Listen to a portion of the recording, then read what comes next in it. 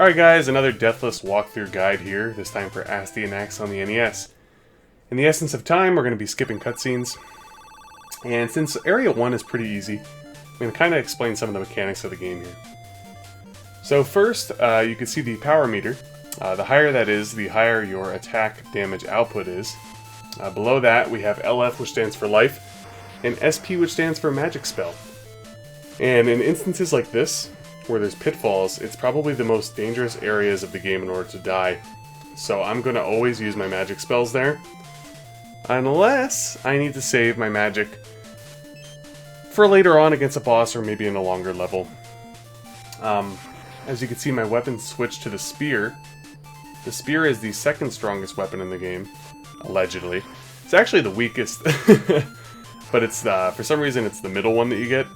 And the sword is the strongest weapon, but it also uses the most amount of magic. Yeah, it's kind of like on a weird tier thing. So technically the axe is second best, this is the worst, and then the sword is the best. Along the way, you're going to be picking up vials, such as the red vial to replenish a little bit of health. The blue vial replenishes all your health. You'll encounter Cutie, who will be able to refill your magic.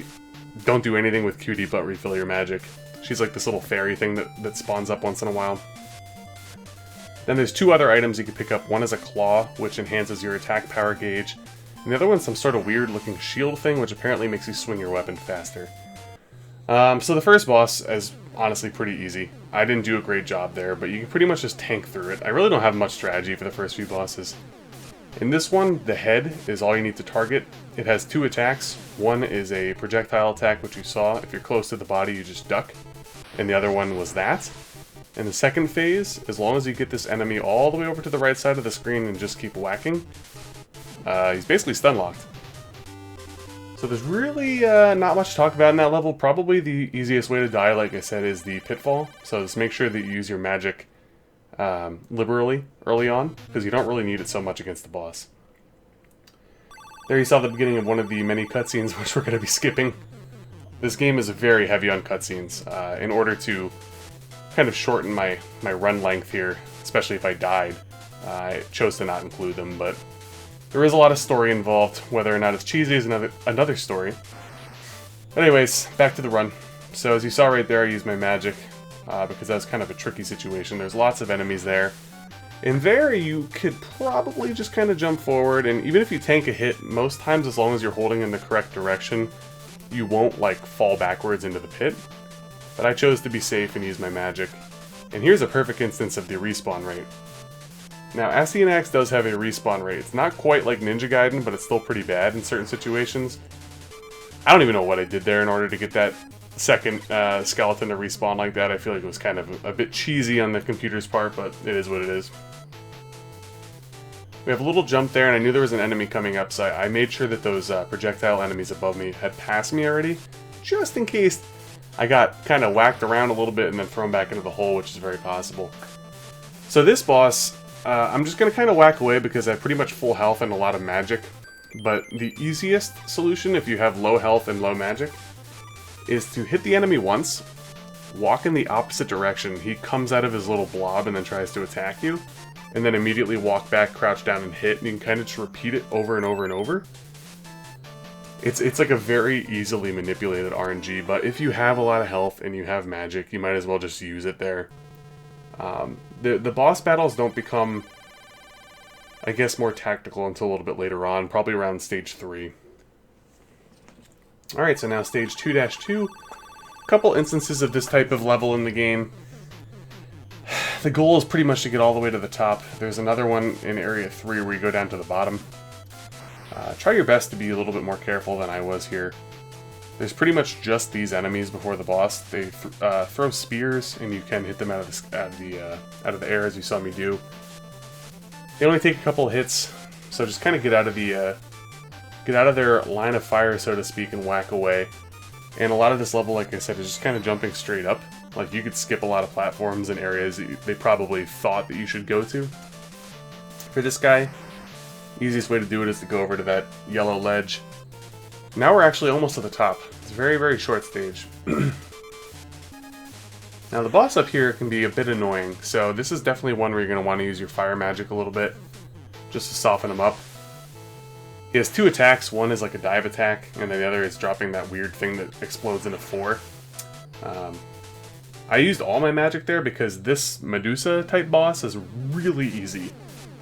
This is all the boss does. It throws 2 things behind you and comes out, and as long as you're crouched, you won't get hit by it. So as it's coming out, I like to hit it with a few full power, and then I kind of just whack away, and I make sure that I turn around and clear out those little snakes. And that's really it. If you have magic here, obviously feel free to use it. It makes the fight a lot quicker. It's pretty much just a test of patience at this point. Definitely one of the easier bosses in the game, just has a higher health pool, if you will. So again, just kind of repeating, getting as many full power shots in as I can, and luckily we were able to get it before another cycle of the snakes. And as you can see, in between each stage, your health and your magic replenishes, so if you're at an end boss of the stage, feel free to use all the magic you want because you'll get it back. Alright, stage 3. This is kind of where things can start picking up on the fuckery or the bullshittery, so to speak. The skeletons are now becoming a little bit more powerful. Definitely a lot more instances of pitfall hazards and enemies floating through the sky and such. So pretty much just be careful here. If you stand up, you can hit these enemies. If you crouch, you can't, so keep that in mind. And they fire on a 2 cycle, one where it kind of won't hit you, and then one where it'll hit you if you're close. Just be wary of that. And obviously, as you go along, I try to pick up all the power-ups. This isn't a speedrun. Some speedrunners will skip a lot of them. But for the most part, it's always good. Because it's usually, you know, either health, makes your weapon faster, weapon power-up, power gauge power-up, or QD, so. And they're a little bit sloppy, but you also saw a little bit of a tactic. I was able to get hit, where you do get iframes, and then when I still found myself in a cruddy situation, I used my magic to clear the screen. That was a tough one, but there's another instance of what I was talking about earlier. As long as you hold into the direction that you're walking, there's still a good chance that you won't fall backwards into the pit. I'm not certain, but I think if I were to like not hold anything or hold left, I would have died. And here's Cutie. Like I said, always make sure that you refill your magic. Magic is probably the most OP and most powerful thing in the game other than a fully power gauge charged sword shot. The boss will not spawn until the enemies are off the screen, so I'm just going to blow through my magic here. As you can see, the sword has the highest magic usage, so I only got 2 spells out of it. This particular enemy shoots electric from the sky, and your goal is to walk over to the enemy as quick as possible and then just keep whacking him. I was able to get him in a situation where he wasn't going off the screen, but occasionally he'll go off the screen to the other side, and then you kind of just rinse and repeat. You might get hit a few times, but as long as you have a few hearts, it's really pretty easy. Now this is kind of the inverse of one of those levels that we had earlier where we went all the way to the top. This one we go all the way to the bottom. So one thing that I'll say about this level, the level is probably one of the easiest ones in the game. You could almost just kind of just get hit by every enemy because there's a... at the bottom of the level there is a chance to get a health potion. So really you don't have to be as careful as I am, but I'm just going to assume that you want to be as careful as possible. Especially because that jump is a little tricky and you might not be able to get the health potion at the end. But there's only 2 enemies, that little blob thing that shoots the spear at us, and the dragon. We get a couple instances of bad spawn points of these dragons throughout these levels, which you might get hit once or twice, just especially if it's your first playthrough. But like I said, doesn't really matter. As long as you get down to the bottom full health or only a few hits, you'll be just fine. But this boss is definitely a little bit tougher than the others. Work your way to the edge, do a full jump, and you'll be able to get over. There's a weird like ledge clip thing which sometimes can knock you down. But anyway, we're at full health. There's a 2-stage boss here. The first one, we're not going to want to use any magic if we don't have to. Just kind of keep repeating what I'm doing. He moves forward swinging his arm, and then occasionally he'll throw a projectile. Try to get as many full power hits as you can and just stay away from his arm. Now this boss has 3 phases. First, we're going to whack through and try to get the shell off. Hopefully you get good RNG. Sometimes those bouncing balls could just destroy you. Now we're kind of like hitting Krang here from TMNT. Same thing. Don't use your magic until this phase. Start spamming your magic. And a few full power shots will do him in. But if you're out of magic and you're in trouble there, he shoots these little bubbles that you can hit out of the sky as well. And he kind of just floats around. That can be a pretty tough boss depending on your RNG and the your spell situation going into it. Like I said, don't use your magic on the first boss. Stage 4 is where the game starts getting tough. These creature from the Black Lagoon spear guys are quite annoying. As you saw, I switched my magic to the time-stopping spell, which is what we're going to be using. Now, I use this instead of the other one because, quite frankly, it consumes less magic, and you'll have to use magic more on these levels. Tons of pitfall death type areas. Take your time. I think right now it's 2 fully charged shots. Oof, that's a tough one there, but luckily we survived. We're just iframing through and tanking. But 2 fully charged shots on the creature from the Black Lagoon guys should do it. These Metroid things could be really annoying. We're definitely going to be using magic again soon. As soon as we see, yep, I'm going to get through here because there's some bad spawns. We're just going to use it again because, as you can see, there's a million enemies and a bunch of pitfalls that can happen to us, including that thing, which if you're not careful, will probably end up knocking you back to your doom. This is the toughest spot of the level. As you can see, I'm getting absolutely destroyed. Luckily, Cutie, I believe, again, because our magic is low, I think that's what spawns Cutie. We refilled our magic. We are running low on health, so we're going to hope that the item at the end here is a health potion. Sometimes it isn't. Oof, we almost died. Almost died, but we hit that spell. I'm going to be careful and use another spell. Please be health, please be health. Yes, sometimes you don't get lucky there, and that's pretty much game over if you're trying to do deathless. But we are going to take our time. We want to maintain our spell usage if possible, as well as much health before the boss. Just for the sake of not getting killed, we did drop back there, and we got the claw, which raised our power meter. It's pretty much the end of the level if I remember correctly, yep. Alright, boss time. It is actually just a skeleton. So as long as you have a lot of health, just kind of work him over to the left side of the screen, he'll follow you. This is one of those enemies you can keep bashing off screen and the fight could take a lot longer than it needs to. Because every time you hit him, he like bounces back. He does get a little happy with the projectiles, as you can see, which could be kind of annoying, especially if you're trying to charge up a fully powered attack.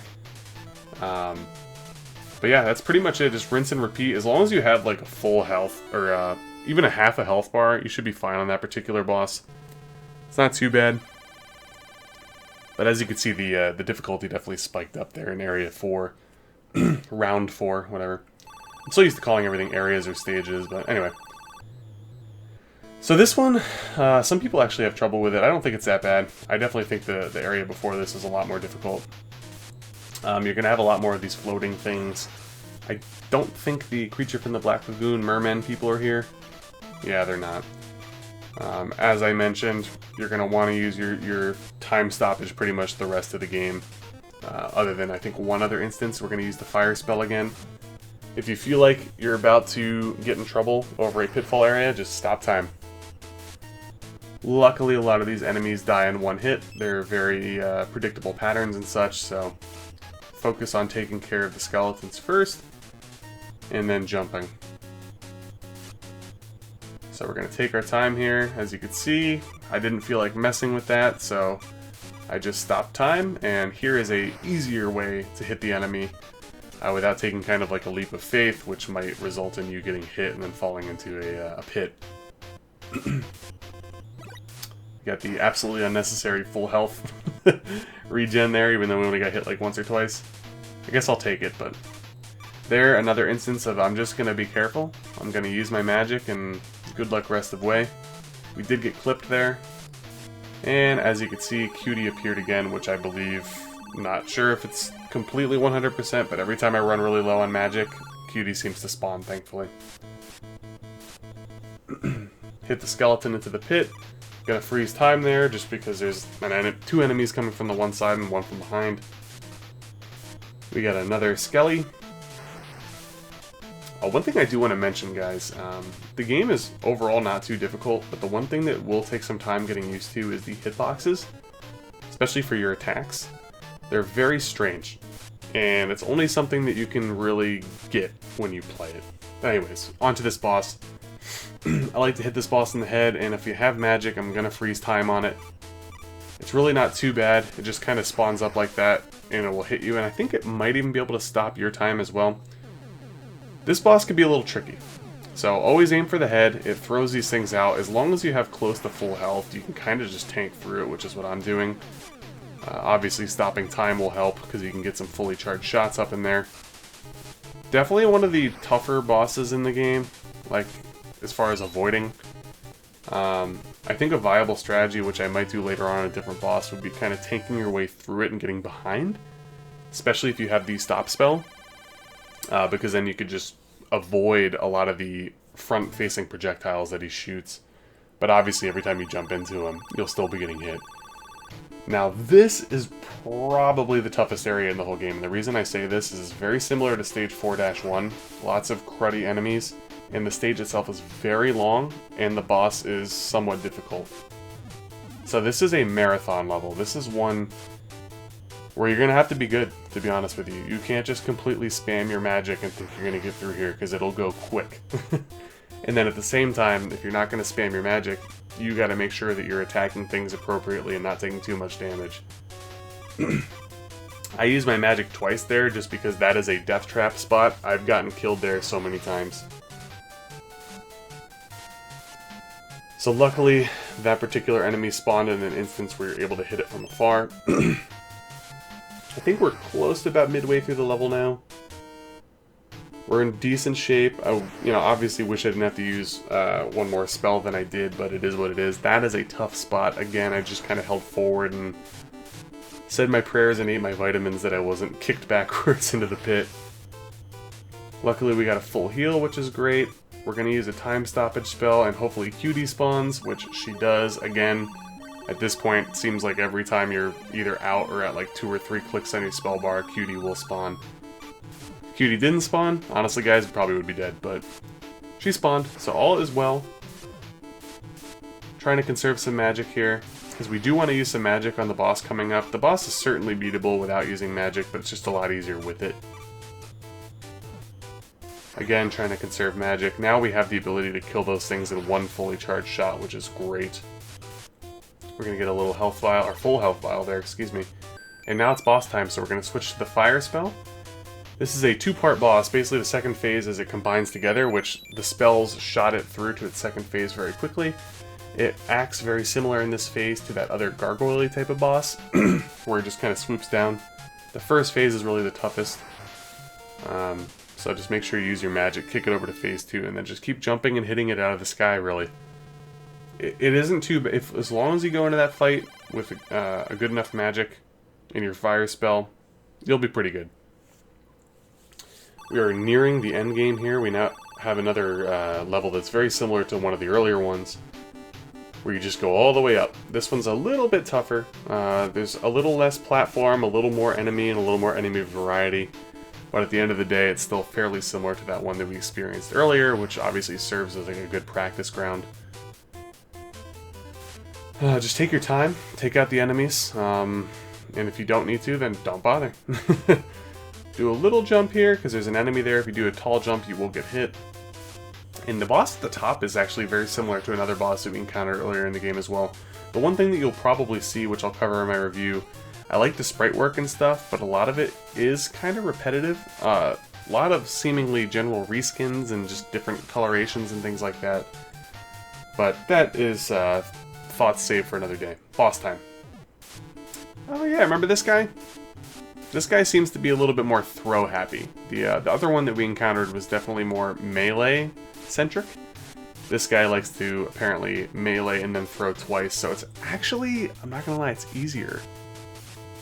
It's a lot easier, especially at this point of the game where you have more power. And I didn't use any magic there, guys. That was actually a mistake on my part. That fight could have been over a lot quicker just by utilizing 2 of my fire magic spells, so make sure you guys do that, because there is no other boss. There's no reason to conserve the magic. And now we are at the end game. Round 6 is the final round of the game. Pretty much the only things to keep in mind here, these doors you have to hold up for a few seconds in order to warp through. This is a bit of a maze, but the way through is really easy. If there's a skeleton in front of the door, that's the door that you're supposed to go into. So all these other doors are basically all BS, no need to worry about them. My only advice is to take your time to the levels here. You don't even need to kill the skeletons in order to get through, especially if you got hit very soon before trying to go through the door. You can kind of just keep holding up to go through the warp door, and nothing can really touch you. I noticed that speedrunners will kind of just get to the doorway and just hold up no matter what. So you're going to go through a few different areas, mostly they're just different colors. Eventually we're going to have tougher enemies floating around like the Metroids, such as here. But as you can see, I'm just warping through the doors that have skeletons. So if you don't see a skeleton, that's not where to go. Enemies do get a little fast and furious here. I try not to use magic because I want to save my magic for the boss at the end of the area here. Taking my time with the Metroids. Tough spot coming up, probably just going to get hit. So we get hit, and as I mentioned, you just kind of work forward and hold up and just kind of get through it when you have your iframes. A very timely health potion. Get some nice scenic butterflies, and that's a quick stage there. Or segment of the stage, whatever. We're going to be warping through this door. And I believe... Nope, one more warp, and then I think we're outside, leading up to the boss. Didn't really need to do what I did here.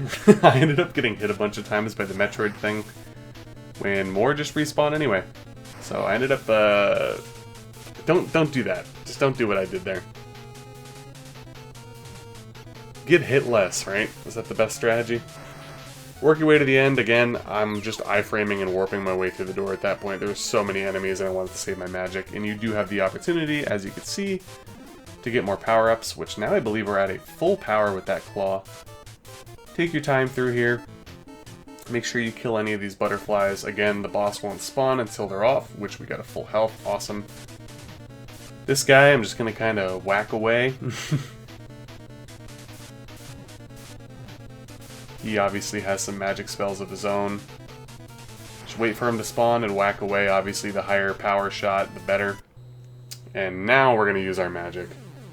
So, the quick way to do this is to bust the hand and get over to the right side. That way you don't have to deal with the constantly respawning hand.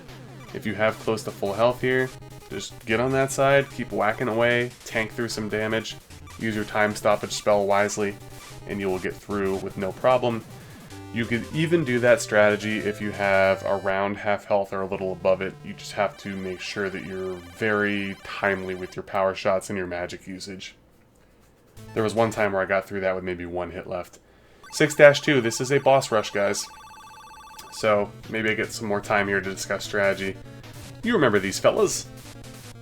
So this is a better strategy than the one that I did before. Kind of keeping them at bay. Excuse me. Swiping low when I can, and obviously you have a much stronger weapon at this point, so you do more damage. Alright, the next boss is the goop guy, and now you can see my strategy that I was discussing. Sometimes that'll happen, but otherwise, you just hit, walk back, and you can do that earlier in the game as well. I'm saving my magic for the dog-eagle fight, as you could expect. Now you'll see, there we go, the electric. Do I get the same? Nope, now you can see I'm pushing him off the screen. I mentioned earlier that this happens and he gets pushed over to the other side. I got lucky in the other area, and I was able to just keep him in one place and keep whacking at him. Not the case there. Oh yeah, it's our man that throws stuff and throws his arm. So this guy is more similar... Actually, it looks like he's sort of like a mixture. Yeah, he's like a mixture of the two, but yeah, pretty much you just kind of do what you did against the other guys. It's the same dude, just different color, slightly different pattern. And now we're going to utilize some of our magic. Get into phase 2, which is a lot easier. We're going to have the ability to replenish our magic coming up here before the second to last boss of the game. So no worries, you can waste it all there. There are some power-ups along the way, excuse me. We're going to switch to the time stoppage spell, replenish our health, upgrade our power, and now our magic's just going to be magically replenished. We're going to stop time and whack away. Now this dude also has the ability to stop time, and he also has a double sword swipe. So it's best to kind of stay at bay. But again, at this point, when you have the sword, your power is legendary. Okay, now here. You want to get fully powered shots on that gem. Now the gem will disappear in cycles. So you're going to want to time your stop spell magic where the gem is present. It takes 6 fully charged shots to kill this boss. As you can see, I wasn't able to get it in a completely clean pattern, so to speak. He also has a stop spell, which is kind of annoying. Otherwise, you're just going to keep whacking away at the gem. You want to get as many fully charged shots as possible. I wasn't able to get it totally clean, but at the end of the day, we got it done. We beat Astyanax, deathless. Tips in the game, just utilize your magic when you need to. Make sure you grab all the power-ups throughout the levels. Be patient around pitfall areas, and know when you could waste through your magic against bosses, meaning there's not 2 bosses, there's only 1, or I want to save my magic here and use it on the second boss. The boss rush, luckily, is not too bad. It's pretty forgiving.